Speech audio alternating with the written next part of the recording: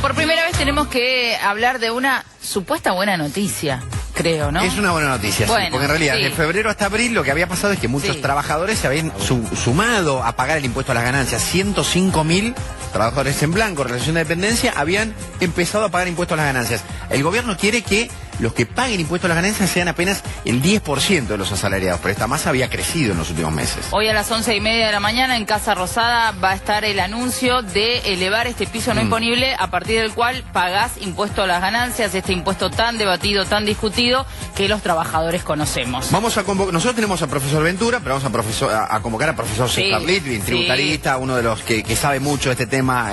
Litvin, ¿cómo te va? Buen día, gracias por Buen día, un gusto saludar a todo el equipo. Bien, ¿qué es lo más importante que tenemos que saber de los anuncios de hoy a la mañana respecto de ganancias?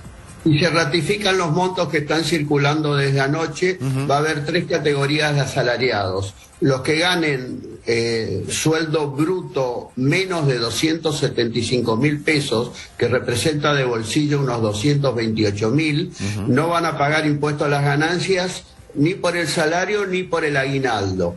Y los que ganen entre 275.000 a 317.000 van a pagar un poco menos, alícuotas que están en la mitad de la tabla, y los que ganen más de 317.500 van a seguir pagando, y muchísimo, porque están en los escalones más altos. Con lo cual hay algunos asalariados que con el anuncio de hoy van a quedar contentos, otros más o menos contentos, y otros no les cambia en absoluto la vida, aquellos que están ganando más de 317.500 pesos. Bueno, imagina uno que era necesario aplicarlo cuanto antes a esto, ¿no? Más allá de la cuestión política, que si es en agosto, que si es en julio, que si es ahora, esto había que aplicarlo necesariamente, Litvin.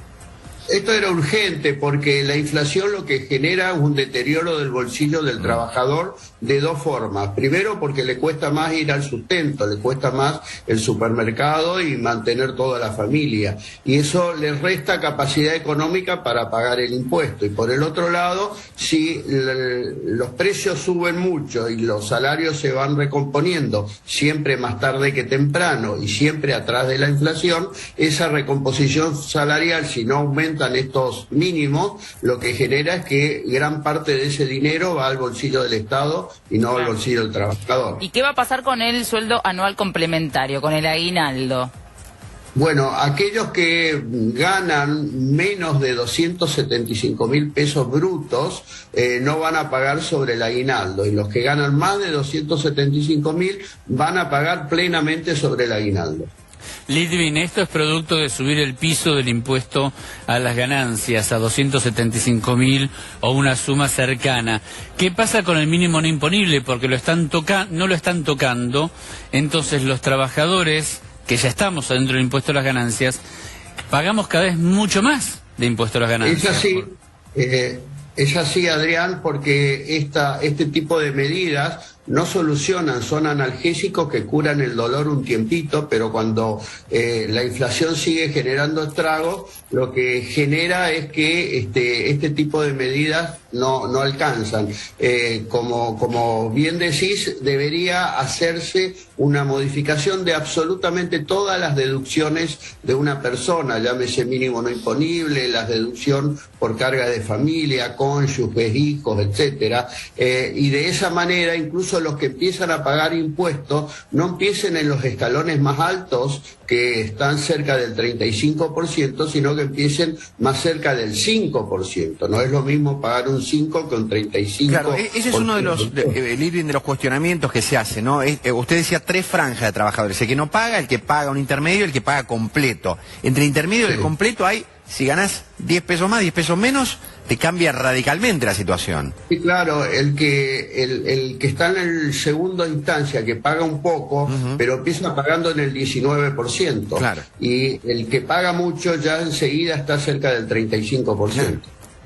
Debería haber una gradualidad. Claro, y las deducciones casi que son un chiste, porque realmente las deducciones por carga de familia, por hijo, el porcentaje y la cifra, el monto final que se deduce es un chiste para lo que es realmente el gasto que uno tiene con un hijo, una madre, un padre, una persona a cargo.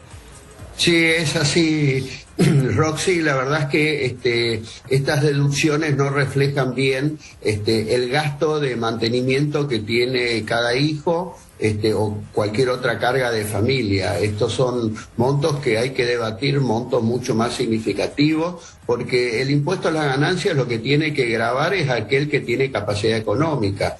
Pero si lo que le permiten deducir por un hijo no cubre ni el 10% de las necesidades de cobertura, entonces no tiene mucho sentido. Por eso digo que hay que reformular todo el impuesto a las ganancias y que tenga en la ley una actualización automática, que no depende de un debate y de una pelea política entre un ministro, entre el presidente y un presidente de la Cámara de Diputados, que hay todo un manoseo político que no tiene sentido. Directamente en la ley se tiene que establecer, con esta dinámica inflacionaria, una actualización trimestral. El sentido de que no sea automático es que el Estado trata siempre de que más personas caigan bajo el impuesto a las ganancias.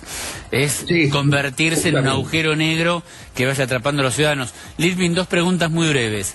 ¿Cuánta gente deja de pagar impuesto a las ganancias con esta modificación? Según datos oficiales, porque yo no dispongo de esos datos, cerca de un poco más de 100.000 personas dejarían de pagar este impuesto. La otra pregunta, en el otro extremo, los que pagamos impuesto a las ganancias, para que modifiquen esas deducciones y suban el mínimo imponible, ¿hasta cuándo hay que esperar? Hay que esperar hasta el año que viene, porque el sistema que está en la ley es de actualización anual, pero facultando al Poder Ejecutivo de que lo pueda hacer cuando lo disponga por un decreto, con lo cual esto le genera un margen político de maniobra con mucha discrecionalidad. Yo considero, insisto, que esto debería tener una actualización trimestral. Claro. Litvin, hay un tema sobre el que el Banco Central y AFIP están poniendo el foco y la lupa últimamente, las billeteras virtuales. Ahora nueva resolución o reglamentación, en cada movimiento de billeteras virtuales superior a los 30.000 pesos habrá que informar a la AFIP. Esto a partir de ahora, evidentemente ahí quieren ejercer un control más fuerte también desde el Estado. Sí, claro, ahí lo que quieren evitar es la informalidad de circulación de dinero en esas billeteras virtuales, porque el que se maneja con bancos, esa información le llega a la AFIP. Lo de las billeteras virtuales, bueno, ahora están tratando de captar toda esa masa informativa para determinar si ese dinero que se mueve a través de las billeteras virtuales lo tiene justificado, declarado con ingresos ante el fisco. Ahora, quiero decir algo muy breve, el que queda acá fuera de toda situación, de toda ventaja, es el autónomo, ¿no? El autónomo no le va nada de estas modificaciones. El autónomo que no es monotributista, que gana más de 65.141 pesos, ya empieza a pagar impuesto a las ganancias, y esto es un absurdo, es una obscenidad. Tiene un piso mucho más bajo, ganando igual que un trabajador en relación de dependencia, paga más. Exactamente. Bueno, ahí será la próxima modificación y habrá que apuntar a eso seguramente. Litvin, como siempre, muchas gracias. Un placer escucharlo. Adiós, buena jornada. Muy amable. Hasta luego.